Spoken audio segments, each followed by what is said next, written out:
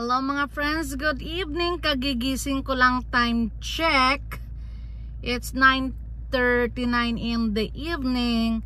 Imi-meet up natin ang isa nating long time friend.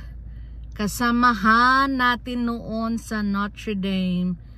Kundi si Ma'am Laling. Ma'am Lalia. I called her Bru.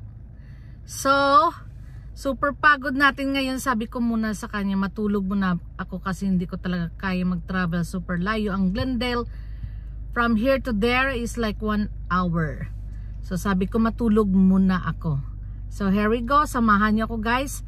And imi-meet up natin ang aking isang kaibigan. Ayan, si Ma'am Laling Branzuela.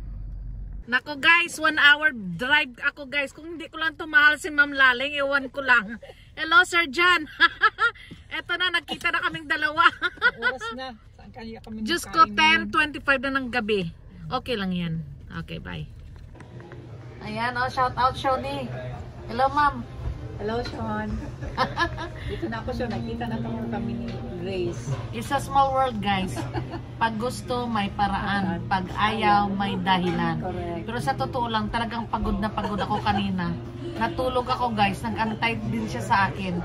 Kasi hindi kaya ng power, super layo.